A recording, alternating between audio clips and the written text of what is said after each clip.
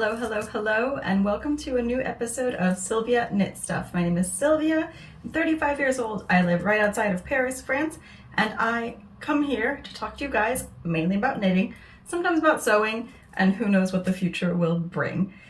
First of all, if this looks different for some reason, it's because my husband got me a ring light for Christmas. I know ring lights and glasses can be a little bit not the best combination. I know it can be a bit annoying to see the reflection in the glasses, but especially now in winter, we have so little sunlight, and even during the day it can be so gray. So having some lighting, I think, is going to help me be able to film more often, because my problem is finding filming time. If I'm busy working, by the time I'm working, the sun has set, it's pitch black out, and with my janky little phone camera, like, the quality just looks very, very bad. I did a couple little test shots. I think the lighting itself looks pretty good. It's just in the glasses that it's a little bit annoying, but you know, we're here to focus on the knitwear, not on the glasses. And I don't really want to take off my glasses because I am blind as a bat. I've got -6 in one eye, -4 something in the other, so I'd rather keep my glasses on. And I think this is really going to be a good test of the ring light because it's currently mid-afternoon, it's pretty gray, and the sun will probably be setting as I film. So let's go. My last podcast was like 2 months ago or more. I think it was in October, and today is December 31st, so it's almost 2025. And I have quite a few finished objects, and I also have been kind of chaotically casting things on lately. So I think what I might do is split what would be a regular podcast episode into 2 episodes, and do one episode where I talk about finished objects and a second one where I talk about works in progress. So today I'm going to film the finished objects episode. So I'm going to do this in kind of no particular order. My first finished object is one that I am wearing right now. This is the Okkult sweater by Lucienne Tricote. Lucienne Tricote is run by a French designer called Emeraude, and she designs some really cute patterns. I fell in love with this sweater pattern when I saw it a couple years ago, and I actually worked with Elise on a couple things, and she gave this pattern to me as payment. And I had been meaning to knit it for ages. I think, got into the whole spiel last time where I cast it on last year, didn't finish, put it aside for this year because I wanted to finish it for Halloween. Did I finish it for Halloween? I did. I finished it with a few days to spare. So I even had time to wash it and block it and everything before Halloween. I knit this with some yarn from Artemis Yarns. She is a French yarn dyer. She is based in the south of France. Love her colors. I technically have 2 other finished objects made with her yarn. These 3 yarns, they all go so well together because they were all part of her, oh gosh, what's it called? Legends. Her Legends collection, which were all inspired by paintings by John William Waterhouse. And with the order, she sent little postcards of the paintings, and on the back it said which colorways were inspired by those paintings. And the colorways that I used, let's see if I can remember this from memory. If not, I have my trusty notes here. I used, the main color I believe is called Pithos. This lighter purple is called North Wind, and then the gold is called Hunt. It's her sock base, so this is a fingering weight garment. I knit it on, I believe, 3mm needles. I think I went up to a 3.25 for the color work. Yes, I was right, because I finished this a couple months ago, but happily I still remembered that correctly. I knit the size 3 of this, and I am quite happy with the fit. I just have one minor issue with the fit. I started doing a lot of yoga several times a week at the beginning of this year. And I've noticed that ever since then, my arms have grown in diameter. Like, I'm a chunky lady, that's for sure. And I've noticed over the past year that a lot of my clothes have gotten tighter on the arm area. So I think that might be something I need to start keeping in mind with my knits, especially if they're more fitted knits, to maybe go up a sleeve size or something like that. Because I find that here, I've got some positive ease in the upper part of the yoke here, but then as soon as it hits the arm, it's quite tight. And then I think because it can kind of ride up a bit and do that, and it looks a bit funny, but in general, I think it sits okay and it's not too bad. I think I kind of made a bad outfit choice today also, because the tank top that I have underneath, I think kind of like sticks, almost like Velcros to this. And so if it starts sitting funny during the podcast, that's why. But other than this slight issue with the upper arm fit, I really love it. I've worn this sweater a lot since finishing it. It's, I think, my only sweater for myself that I've finished this season so far. I finished sweaters for myself in the winter and fall of this year, but summer, I think I didn't knit any more sweaters, and this is my first fall winter sweater for myself. And it is a classic yoke construction, and it has a rolled stockinette hem here, and then it goes into this beautiful colorwork yoke. I did have some issues with color dominance. If you're knitting colorwork two-handed, I know that you should hold your contrasting color, I think, in your main hand, or at least if you're a continental knitter, you hold it in your left hand, right? And I'm a continental knitter. I can knit stockinette, English style, but I kind of struggle with tension, and I'm not very good at purling English style. And the thing is, this sweater has you do these kind of like frames for the little skulls in purl in your main color. And I was just like, I can't do all of that purling in a fingering weight garment, English style. So I ended up holding my contrast color in my right hand. And I do have a couple areas where it kind of like disappears a little bit. I think with wear, it's gotten a little better. When I finished it before wearing it, it was really obvious that some of those contrast colors were kind of sinking into the background. But I still think it looks great. In terms of yarn usage, I used, I think, about 2.5 skeins of the Pithos of the main colorway. And I used very, very little of the contrast colors. I didn't weigh anything before starting. And then I weighed, I think it was the North Wind, one of the two. I think it was North Wind. I weighed the skein after finishing because I used a 100-gram skein. And it was like 99 grams. So I think it must have been a bit of a generous skein, and it just didn't use that much of it to begin with. So if you have minis, if you have like a main color and 2 minis, it would totally be doable with that yarn. I knit the sleeves to the length in the pattern. I like that they're bracelet length sleeves. I'm constantly pulling my sleeves up, and I do wear bracelets sometimes when I have my watch on. It can be nice also to have kind of everything on display and not awkwardly like smushed under the sleeve. It's got twisted rib at the cuffs, and I did my Italian bind off with the twisted rib. I did talk about it last time. If you do an Italian bind off for twisted rib, go into the back leg of your knit stitches, and it'll make it look like twisted rib, not like regular rib rolling off the side.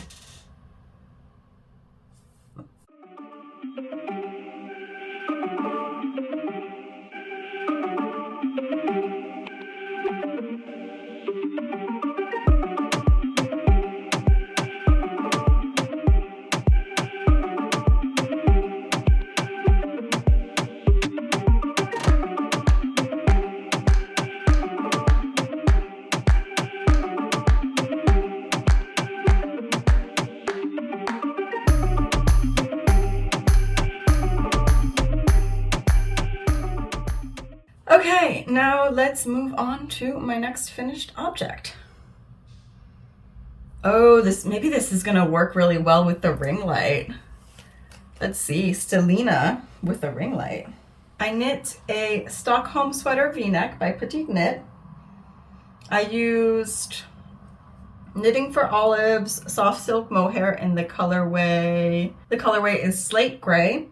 And then for my fingering weight, I used a Stellina sock yarn from Wooliette, and it is super shiny. It's got gold Stellina, which I really like, on this black, and I find it's a lot sparklier than other Stellinas, I think because it has more. The label on the yarn said 10% Lurex, but to me this isn't Lurex, it's still Stellina. But I think there's just more of it, because I do have another piece that I knit in Lurex yarn, and it does look different from the Stellina. You have, I think, a very thin thread of Lurex wound with all of your other plies. This is more like kind of like random little blips and blobs like Stellina, but I might be talking nonsense. I do believe I swatched and I was okay in terms of gauge. I knit the size large and I knit it exactly to pattern. I made 0 changes, 0 modifications. I knit the length to pattern, though I think I would like to make myself another one shorter, like a cropped version, so I can wear it with dresses. Because I think my original idea was like, oh, well, let me knit myself a little vest so I can wear it with dresses. And then I was like, let me just knit it to pattern and then afterwards maybe do something else. I wasn't sure that I was actually going to wear this because I've never really been like a sweater vest person. And then I finished this and I think I wore it like almost every day for a week. I haven't been getting that much wear out of it lately because it's been a lot colder, but would knit more vests. Also, the colorway name of the main fingering weight yarn is called Blacklisted. Wooliette is a French dyer. I'm not sure if you can find her yarn outside of France. I know that if you come to Paris, some of her yarn is sold at Lil Weasel, which is a really fairly well-known yarn shop. They just expanded to have like a third little store in the same area. And I think it's like all hand-dyed yarn. And I need to check it out. They're closed now for Christmas and holidays and everything. So another time. I used about 1.5 skeins of the fingering weight and I think under 3 balls of mohair. So size large, 2 skeins of fingering, 3 balls of mohair, and I think you should be good. Okay, so this is with my front facing camera now, and I have the little preview thing because it just cut me off and I had been talking for like 10 minutes and it didn't record anything. So I'm just gonna start filming with the front facing camera again, even if the quality isn't quite as good, because it's happened a bunch of times and it's just really obnoxious. So apologies if the quality isn't as good, but you know, you gotta do what you can with what you've got.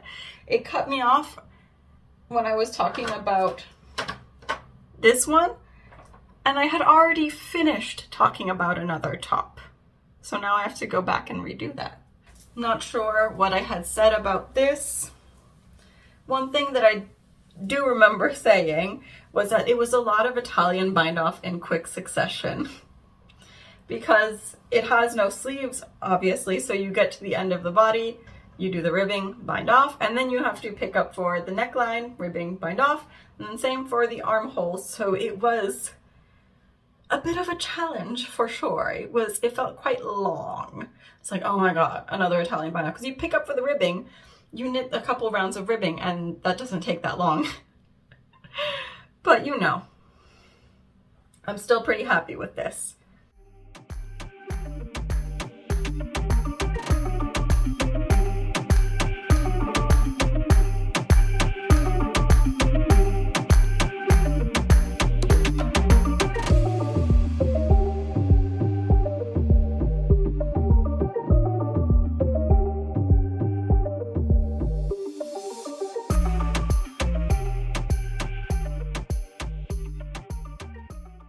Okay, next up, the top that I already talked about, but my camera didn't film any of. This is the Floating Magnolias Sweater Tee by Tina Say, and I finished this a couple months ago as well. I knit the size 2, and I knit it in yarn from Bulbe Bizarre, who is a French dyer, in the colorway Velours for this beautiful purple. like this aubergine. And Boréal for the green. This whole process for this one, it was an adventure because I think I was knitting it last time I talked to you guys, and I had decided that I wanted to add short rows to the back because the pattern does not have any. I researched, I calculated, all of my numbers worked out, I did my short rows, and then when I finished the top, I was like, wait, there's something wrong here. I put the short rows on the wrong side of the top because even though it's a round yoke with no short rows, this designer, Tina, she has you put more stitches in the front of your garment than in the back.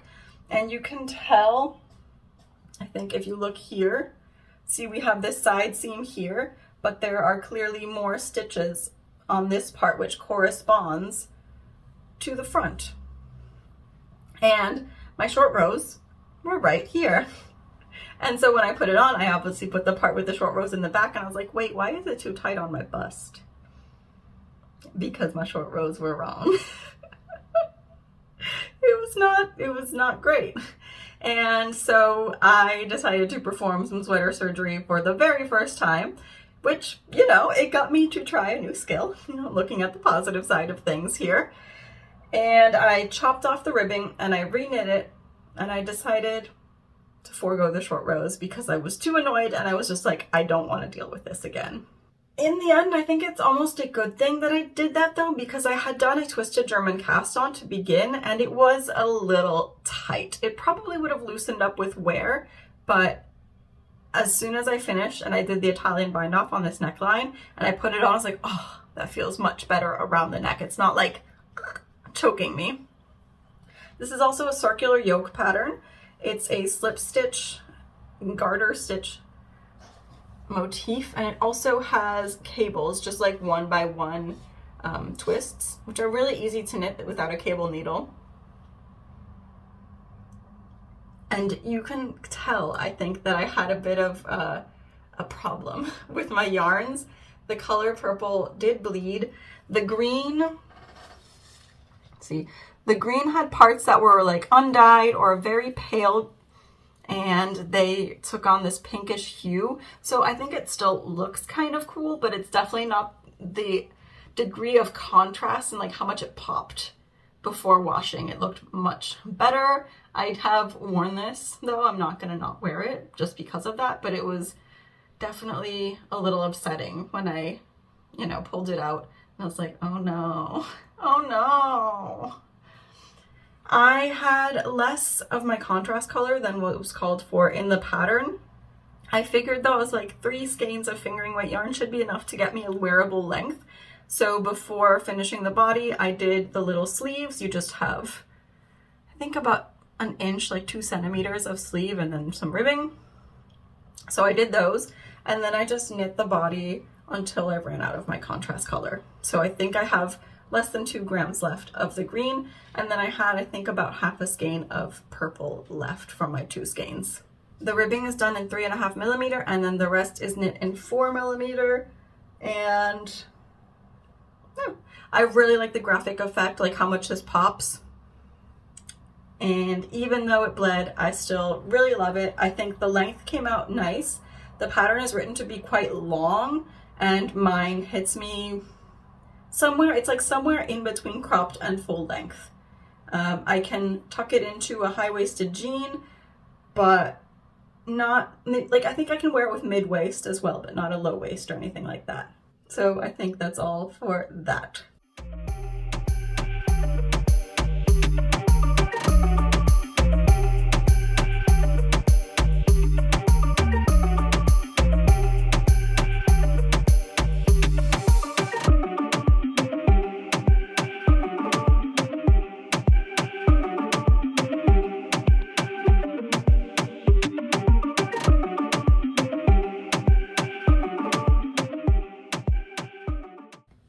Next up, we have a sweater number 13, not for myself. Sweater number 13 is a pattern by My Favorite Things Knitwear, and last year I knit myself a sweater number 13, and my husband saw it and he was like, I like it and I want one. So I told him, okay, it'll be a Christmas sweater next year. Okay, so this is the sweater number 13 by My Favorite Things. And I knit it in Gilliatt from the Rerum Natura. And I knit it in the colorway Emeraude, which means emerald in French. Gilliatt is a 100% merino wool, but it is non-superwash. It's really lovely. I always forget which is which, worsted or woolen spun, but it's the kind where there's a lot of air spun into it. So it's actually very lightweight and you get a lot of meterage, and it's a worsted weight yarn, but you get 250 meters per 100 gram skein. And I ended up using only 5 of them to knit this big sweater for my husband, who wears a men's size extra large. He does a lot of weightlifting, and so he's a big dude. He's kind of built like a linebacker, but shorter. The good thing about me having knit myself one of these is that he was able to try it on, since mine is knit oversized, and I have a 40-inch bust circumference. His chest circumference is 45 inches. He put mine on. It fit him fairly well. It just needed longer sleeves and a longer body. So I knit him the same size, which was a size large. He didn't want the straight sleeves because I think that's a bit more of a feminine detail. The sweater pattern doesn't have you do any decreases. So I calculated decreases to make it come in at the wrist. And then I did little Italian bind-offs again. Not sure how well you can see that there. And then he also wanted a little bit of a curved hem at the back because he found that my version of the sweater rode up in the back a little bit for him. So I also did some short rows here in the back. It's not glaringly obvious, like that was the whole point, but just to make sure it comes down low enough in the back so it doesn't ride up too much. This is a raglan construction, and I think it's a really striking, I think the problem with this ring light is far away. You can't really see the details very well. Here you can see. So it's all knit in 1x1 broken rib, and you have this 11 stitch broken rib kind of diagonal in the raglan, which I think looks really, really nice. It was a fairly quick knit, though when I knit it for myself, it flew off my needles. I think I knit it in like 2 weeks. I think maybe because it was for myself. I was like, yeah, this is so fast. This is gonna be so cute. And then it took me, I think, about a month to get through it because I wasn't as excited. I was like, this is for someone else. It's not for me. But I finished it in November. I gave it to him and I was like, do you want it to wear it already? And he was like, yeah, sure. And he's been wearing it quite a bit since then. And I ended up, I got him other Christmas presents, so I didn't even technically end up wrapping this and putting it under the tree or anything like that. So it was a Christmas present, but that he got a month in advance. Oh, actually, I didn't finish it in November. I finished it on December 1st. So I started it on November 3rd and finished it on December 1st.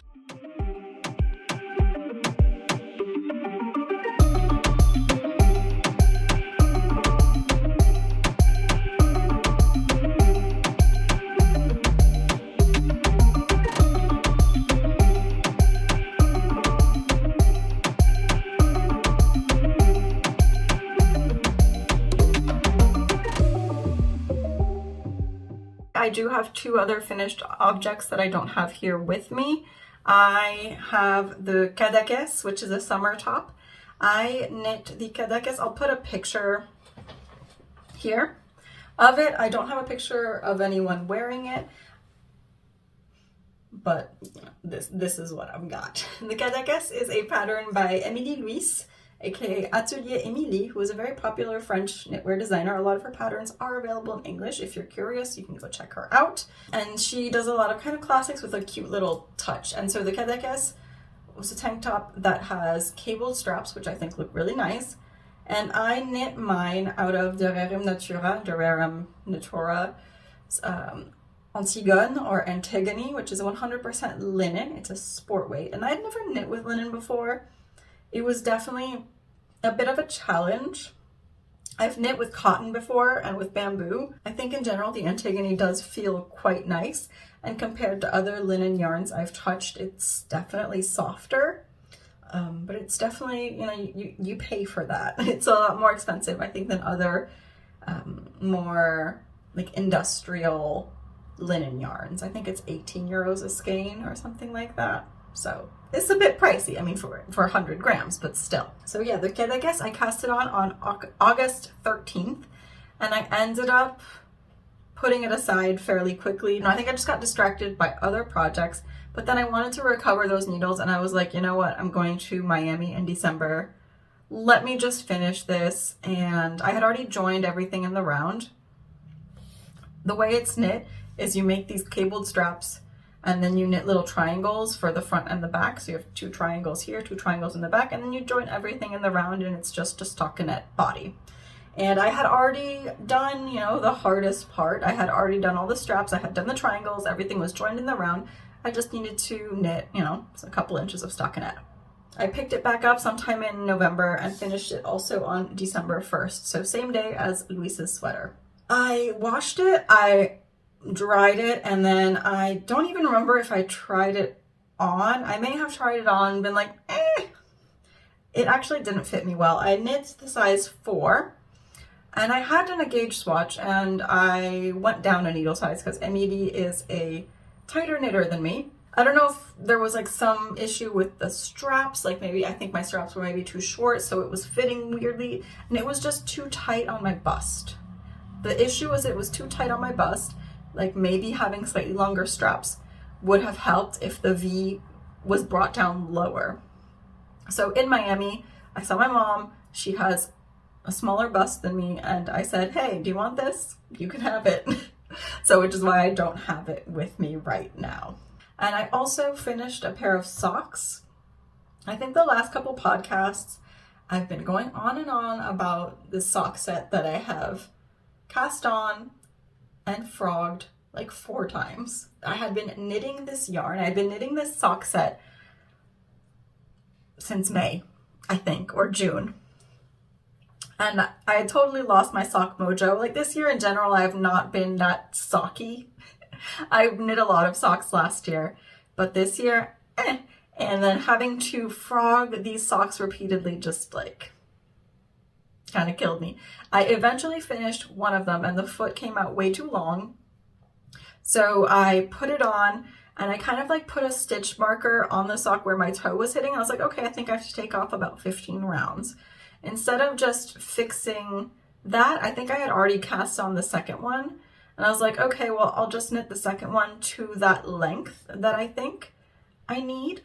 Then I'll bind off and then I'll shorten the second sock. And I did all of this while I was traveling. I was in the airport, I was in the plane, whatever. So I wasn't gonna like whip off my shoes and my socks and like try on a sock in the airport, because got to my sister's house in Miami, tried them on, and I was like, well, these are too small. And I was like, you know what? They're gonna find a home with someone else. My mother's feet are slightly smaller than mine. She tried them on, too small on her. My sister tried them on, perfect. They fit her. They are now her socks. I took a little video of her kind of like kicking about in them. So here you go. And I don't think I gave any of the details. I didn't use a specific pattern. I did a strong heel for the first time, which is I think why I struggled with getting the length correct. Because when I do a heel flap and gusset or a short row heel, I just do 80 rounds on the foot and it fits right for me. Clearly that is not the case with the strong heel. I need to finagle the correct length for that still. And the yarn was also from Artemis yarns from her aquatic summer collection. The yellow is a color called Bioluminescent, and the purple was Coral Reef. Then I have one more gift knit for my husband. He has been asking for this hat for so long. My husband, he has a bunch of hats that I knit. He's bald. So he needs hats in the winter. It's important, you know, got to keep that little head warm, or that big head warm. And I already knit him a hipster hat by PetiteKnit. I've also knit him an Oslo hat by PetiteKnit.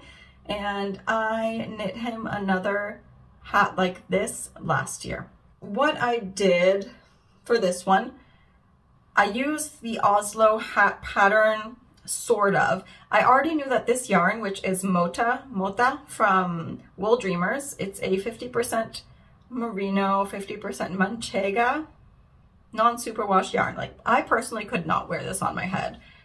I think it would be too itchy, but he's not sensitive at all. So it is definitely a bit rustic. If you're sensitive, I don't know if I would recommend this to wear on your head.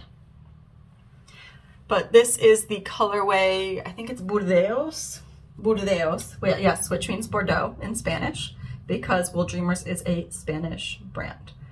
And so it's like a Bordeaux red. And I used the Oslo Hat pattern, but it's knit off gauge because I learned last year when I knit him a hat in this yarn that even though it was classified as a DK weight yarn where I bought it from, it's actually more of a worsted. So I knit for this one a size small Oslo hat, but it fits his large head. And then I did less of the stockinette here on the brim. I did only 12 centimeters of that, so like 6-7 inches. And then I did, I think after you knit and then you turn, then I did 10 centimeters, and then I went into the crown decreases for that size in the pattern. So it's too big for me, but I have a clip in my hair, but hey, it looks kind of cute. Maybe I can wear that for a little bit. Maybe it'll get itchy, but I kind of like that. Hello. And he's already worn it a lot as well. I gave this to him for Christmas. This one I did wrap and put under the tree. I knit it super speedily in 2 days. I cast it on and it was just a tube, and I was sitting next to him on the couch knitting, and I don't think he realized what I was doing because he had been asking after this for months. When I bought the yarn for the other hat I knit him, I also got this color, and after I gave him the other hat, he was like, okay, where's the other one? I want the other one. I want the red one.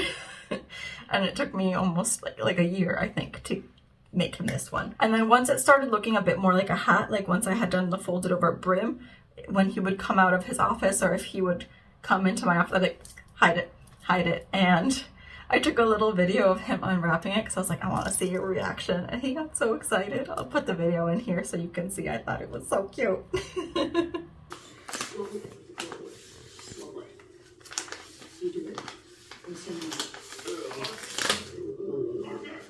She's excited too. Is it chicken? Ah, it's my hat! Eat my hat. Eat my hat.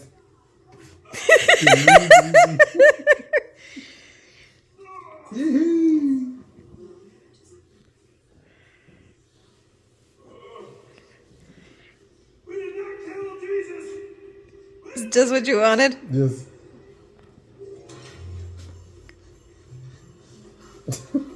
And now I have one last finished object, and you know, it's gotten dark outside, but I think the lighting is still working. So this ring light is going to be a bit of a game changer. I think when I put myself at an angle, you can't really see the reflection, but I also like can't really film at this angle all the time because it's a little weird. I might try to do a separate tripod with the camera and put the ring light at an angle next time.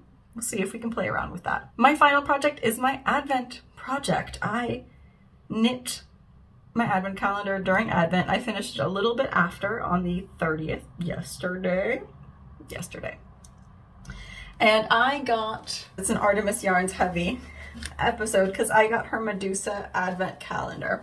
And I think Natasha is fabulous with colors, and you know, if she says this is going to be the color scheme, that's what you're gonna get. Because my issue that I've had with Advents or with surprise yarn clubs is that you get inspiration images and then you get the actual product and you're like, I don't know if that's what I was envisioning. And you know, if she gives you this gradient, that's what it's gonna be. And it came in this cute little tote bag. It will definitely be reused as a project bag. And she designed a little pattern for it called the Medusa Shawl. Very simple. A very simple shawl, mostly garter stitch. Well, it's more of a stole, I think, or like a scarf than a shawl, because it's got this, what's the word, a parallelogram, I think, parallelogram shape. And so it goes, this was the beginning of the Advent, so it goes from like a dark green out into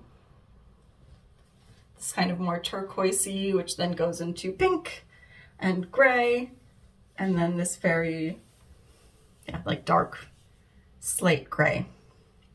It's got this funky cable all along the bottom. You have slip stitches on kind of the edge of each cable, which makes it look pretty snaky, you know, Medusa, the snakes. And it's knit with 2 strands of fingering weight yarn, so it's at a DK weight gauge. I figured instead of spending too much time trying to figure out what to make with my advent, I would just make the pattern that she provided because I already had it, and it would allow me to knit on wooden needles. And since I was traveling, that was perfect because I have wooden needles in some sizes, but if it were like a fingering weight shawl, I wouldn't have any wooden needles. I think my smallest size is 4.5, and this was knit on 5mm needles. And since I was like, oh, traveling, I don't want something too involved either, you know, I'm gonna be seeing family and all that kind of stuff. So it was nice, like you have a little bit to kind of concentrate on in this cable section. You memorize it fairly quickly, but then the rest is just garter, garter, garter, and you've got an I-cord edge here.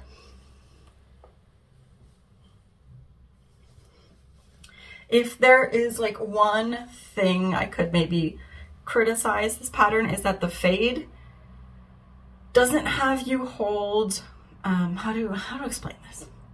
So sometimes when you're fading, I have an example. I knit this shawl with another advent calendar a few years ago, and as you can see, there's no like lines when you go from one color to another, where you have here, you know, you can kind of see that line there. And the difference comes in with like how it was faded. So both are knit 5mm needles with 2 strands of fingering weight yarn. Both are knit out of fades.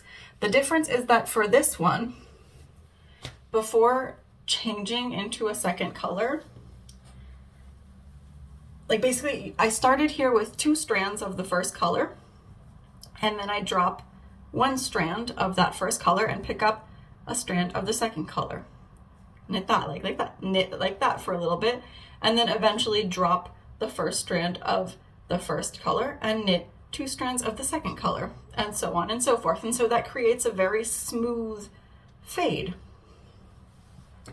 This one, however, you never really knit with 2 strands of the same color except for at the beginning and at the end. Otherwise, you're just dropping one color and picking up another with every transition, which is, I think, why it's not quite as smooth. However, I understand, I think, why this is done. Because the thing is, this is just like a plain garter shawl. You can change colors whenever. Like, you can knit it for as long or as short as you want.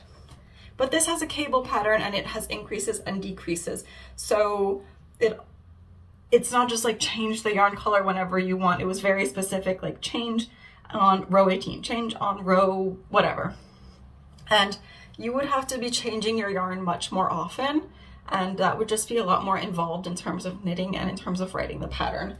When I knit this, I was constantly weighing my yarn to make sure, you know, I didn't use too much or too little of a color before switching. So, you know, it's a different method, and I still think it looks really cute even if we have these more kind of stark lines. I have a little bit of each color left over, like teeny tiny little balls, maybe 2 grams, I think, of each. And I think my original idea was to put them in legs of socks, like to do the full fade in the leg of a sock. But then I was like, wait, that's gonna be a bazillion ends to weave in at the same spot in the sock, and it's just gonna create too much bulk and it's gonna look weird. Maybe in, like, do the fade in maybe the yoke of a sweater or in a shawl or something. That could be nice. Okay, I think that is it. If you made it all the way to the end, you can leave me a comment down below with a skull emoji to let me know that you made it. And please don't forget to like this video if you enjoyed it. If you want to keep seeing my videos, please hit that subscribe button. And if you want to leave me a comment and let me know what you were working on while you were watching this, or what your favorite project was, I would love to hear from you. This will probably be up in 2025 sometime. So happy new year. I hope you had a lovely holiday season. I'll see you back here for my next video, which will feature my whips. Hopefully I will get that filmed soon and get it up fairly quickly as well. Bye, happy knitting.